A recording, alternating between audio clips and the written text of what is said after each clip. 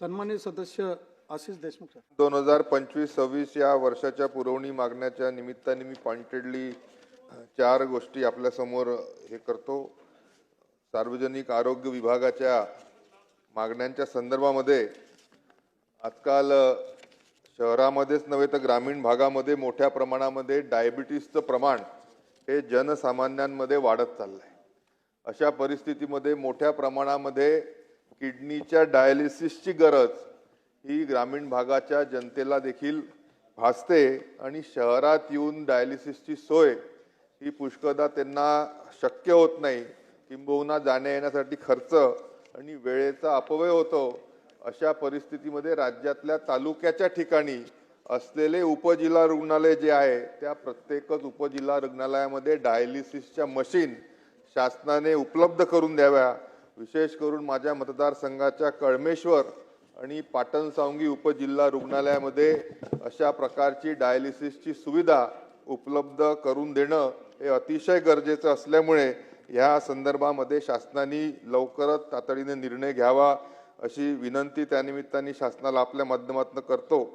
सोबतच सुप्रीम कोर्टाने 31 जानेवारी 2026 ला एक अतिशय मोठा निर्णय दिला आहे की 6वी ते 12वी वर्गामध्ये असलेल्या मुलींना सॅनिटरी नॅपकिनच्या माध्यमातून कंपल्सरी देणं हे केलेलं आहे. अशा परिस्थितीमध्ये शासनाने महाराष्ट्र सरकारने या संदर्भामध्ये काय योजना केली आहे किंबहुना येणाऱ्या 6 तारखेच्या अर्थसंकल्पामध्ये त्या पद्धतीची भरीव तरतूद ही करणं सुप्रीम कोर्टाच्या निर्णयानुसार आपल्याला क्रमबद्ध आहे आणि त्या माध्यमातून बायोडिग्रेडेबल आणि फ्री सॅनिटरी नॅपकिन्स ह्या राज्यातल्या सर्व 6वी ते 12वी असलेल्या मुलींना मिळावे अशी विनंती करतो. सोबतच ज्या वयोगटामध्ये मासिक पाळी महिलांना येते अशा सर्वांना सार्वजनिक आरोग्य विभागाच्या माध्यमातून जर सॅनिटरी नॅपकिन विशेष करून गावांमध्ये मिळाले तर त्यांचं देखील हायजीन आणि हेल्थच्या दृष्टीने चांगलं होऊ शकतं.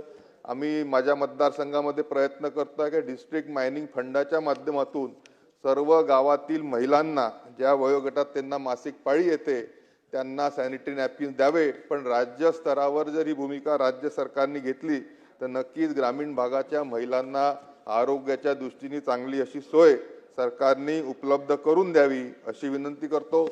ज्या 14 वर्षाच्या मुली आहेत ज्यांना अन्यथा त्यांच्या आयुष्यामध्ये कॅन्सर होऊ घातलो त्यांना सर्वायकल कॅन्सर नाही झाला पाहिजे म्हणून वॅक्सिनेशनची सुविधा आजकाल उपलब्ध झाली आहे. WHO प्रोटोकॉलमध्ये त्याचा समावेश आहे. मला जी माहिती मिळते आहे की केंद्र सरकारने देखील त्याला मान्यता दिली आहे.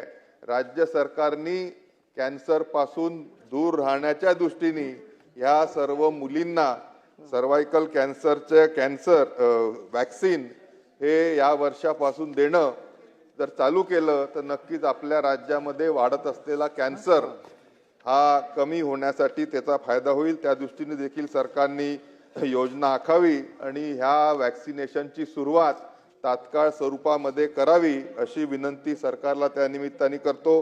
मुख्यमंत्री सहायता निधीच्या माध्यमातून सन्मान्य आपले मुख्यमंत्री देवेंद्रजी फडणवीस यांनी अतिशय चांगली अशी सुविधा सर्व राज्यातल्या रुग्णांसाठी अन्यथा त्यांचं दुर्धर आजारामुळे मृत्यू झाला असता अशा लोकांना उपलब्ध करून दिली आहे.